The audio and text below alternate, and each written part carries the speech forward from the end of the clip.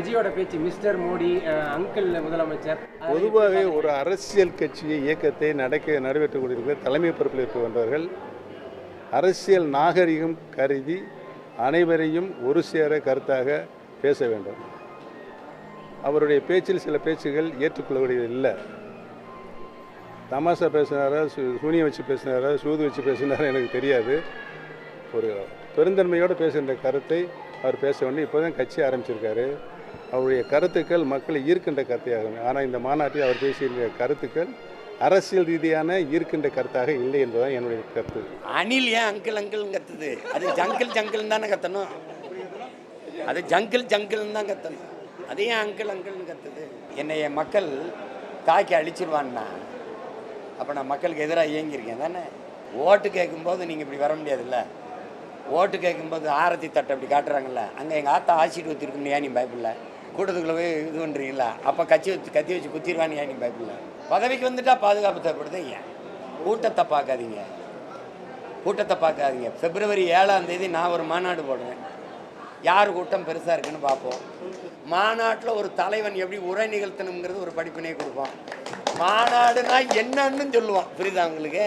இந்த ஏடிஎம்கே எந்த கட்சி எந்த யார்கிட்ட இருக்குங்கிறத 4.5 வருஷம் அவர் முதலமைச்சராக இருக்கும்போது நீங்கள் ஏன் கேட்கல?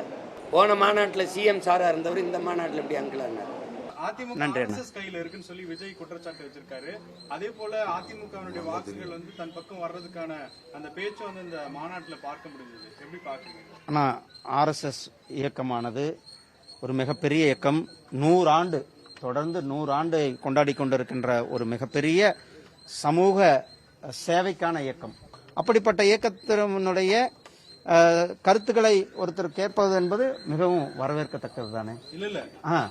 அதுதான் சொல்றேன், அது வரவேற்கத்தக்கது தானே. அதுல அதிமுக கேட்கறது வரவேற்கத்தக்கது. ஆமா, வரவேற்கத்தக்கது தானே. இதுல என்ன இருக்க போகுது? ஏன்னா ஒரு சுதந்திரமான அமைப்பு, 100 ஆண்டுகளை கொண்டாடி கொண்டிருக்கின்ற ஒரு சேவைக்கான அமைப்பு. சரியா வழி நடத்துவீங்க. அந்த அமைப்பு வழி நடத்துகிறதுல என்ன தவறு இருக்கிறது?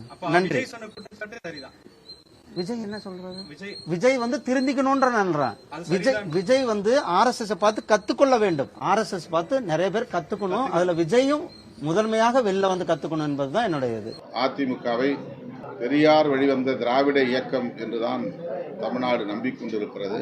ஆனால் அந்த இயக்கத்தை கோல்வாக்கர், வீர சாவர்கர் வழிவந்தவர்கள் வழி நடத்தலாம். அப்படி வழி நடத்தினால் ஒன்றும் தவறில்லை என்று சொல்லக்கூடிய அளவுக்கு நிலைமை மாறி இருக்கிறது என்பது கவலை அளிக்கிறது. அதிமுக பொதுச் செயலாளர் தான் இதற்கு பதில் சொல்ல வேண்டும். மிக முக்கியமான ஒரு கருத்தை அண்ணன் எல்முருகன் சொல்லியிருக்காரு. ஆர்எஸ்எஸ்னுடைய கட்டுப்பாட்டிலே அதிமுக இருக்கிறது என்பது தெளிவாக தெரிகிறது. அதிமுக ஆர்எஸ்எஸ்னுடைய ஒரு அங்கமாக மாறிவிட்டது என்பது மிக தெளிவாக தெரிகிறது. எம்ஜிஆர் துவக்கிய அதிமுக இன்று அமித்ஷா அதிமுக மாறி இருப்பதனுடைய அடுத்த படி இது. அமித்ஷா அதிமுகவாக இருப்பது அம்மா அவர்களால் இயக்கப்பட்ட அந்த இயக்கம் இன்று ஆர்எஸ்எஸ்னுடைய துணை அமைப்பாக திரு பழனிசாமி மாற்றிவிட்டார் என்பதற்கு ஒரு சான்று அண்ணன் மத்திய அமைச்சர் திரு முருகன் சொல்லியிருப்பது.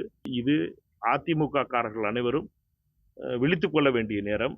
இரட்டலை சின்னம் மட்டும் அவர்களுடைய கையில் இருக்கலாம். ஆனால் அந்த மொத்த கட்சியுமே ஆர்எஸ்எஸ்னுடைய கைக்கு கொண்டு சென்று விட்டார்கள் என்பது தெரிகிறது. இதில் அதை முருகன் சொல்லியிருப்பது என்பது மிக முக்கியமானது. உடனுக்குடன் செய்திகளை தெரிந்து கொள்ள சன் நியூஸ் பெல் ஐகானை கிளிக் பண்ணுங்க.